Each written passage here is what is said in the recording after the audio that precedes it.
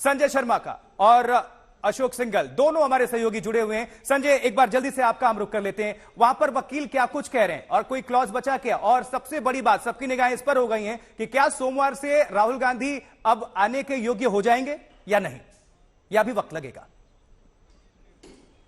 वकील वही बता रहे हैं जो हम इतनी देर से दर्शकों को बता रहे हैं, और वो यही कह रहे हैं कि जब तक अपील पेंडिंग है, जब तक अपील पे निर्णय नहीं हो जाता, तब तक सुप्रीम कोर्ट का ये फैसला लागू रहेगा, यानी उनकी सजा और उनकी दोष सिद्धि पर रोक रहेगी।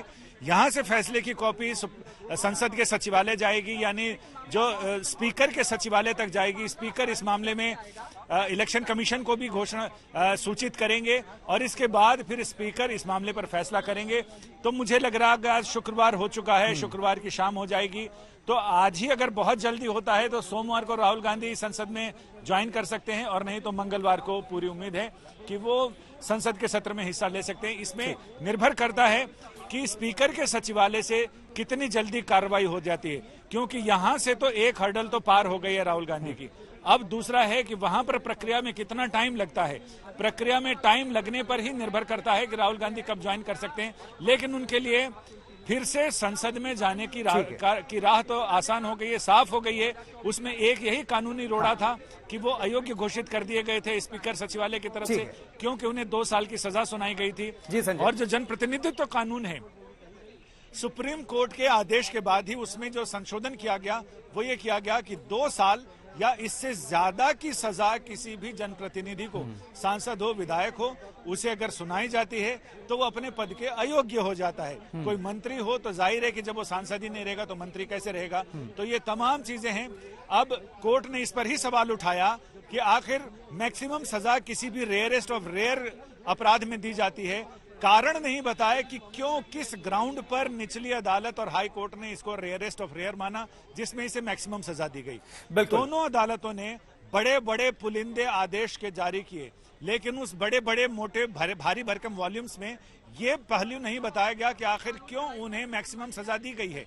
और कोर्ट ने दूसरा आधार ये माना कि कोई भी आदमी अपराध करे तो उसे सजा तजवीज करे अदालत, तो समझ में आता है, लेकिन वहां की जनता के अधिकारों का क्या?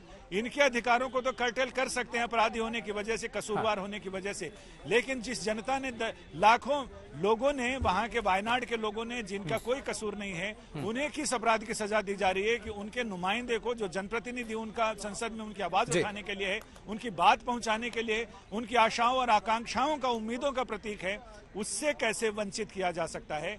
इस लार्जर एस्पेक्ट को ध्यान में रखते हुए सुप्रीम कोर्ट के 3 जजों की पीठ ने यह आदेश जारी किया है, जिसमें सारे रीजनिंग बताए हैं, कारण बताए हैं। वो सारे कारण जो निचली और हाई कोर्ट के आदेश में नहीं थे, वो सुप्रीम कोर्ट ने अपने आदेश में शामिल किए हैं। संजय, बिल्कुल आप बने रहे, फौरन आपका रुख करेंगे। चलिए, ये तो बात हो गई कोर्ट की, अब जरा राजनीतिक मायने समझ लेते हैं। अशोक, आपका रुख करना चाहेंगे। अशोक, 2024 लोकसभा चुनाव बिल्कुल सर पर है। अब 2024 लोकसभा चुनाव से जोड़कर राहुल की इस सजा पर रोक, उनको फौरी राहत, बड़ी राहत को किस तरह से आप देखते हैं? इसके क्या मायने होंगे? आसान शब्दों में दर्शकों को समझाएं, किस तरह से समीकरण बदलेंगे विपक्षी एकता को लेकर? क्या आप राहुल गांधी बनाम नरेंद्र मोदी? अशोक, आप हमें सुन पा रहे हैं? चलिए, अशोक सिंघल का हम दोबारा रुख करेंगे, लेकिन ये चेहरे आपको खुशी के मारे लबरेज नजर आ रहे हैं। तमाम आप देख सकते हैं, इसमें कांग्रेस के सपोर्टर्स हैं, एक दूसरे को मिठाई खाने और खिलाने का सिलसिला शुरू हो चुका है। और 3 बजे दफ्तर पहुंचेंगे राहुल गांधी, जानकारी मिल रही है। कांग्रेस पार्टी में जश्न का माहौल है, क्योंकि राहुल गांधी को सुप्रीम कोर्ट से बड़ी राहत मिल गई है मोदी सरनेम पूरे मामले में। तो ये फिलहाल राहत ना सिर्फ राहुल गांधी के लिए, उनके सपोर्टर्स के लिए, बल्कि इस पे बहुत सारे समीकरण चेंज होने जा रहे हैं। मैं चिट्ठी लिखूंगा और सोमवार लोकसभा खुलते ही ये मांग करूंगा। इसी वक्त मैं सदन में हूं, मतलब सदन की परिसर में हूं। अभी जाकर स्पीकर से, नहीं तो कम से कम फोन पे उनसे इस मुद्दे पे हम बात करने के लिए तैयार है, करने जा रहे हैं।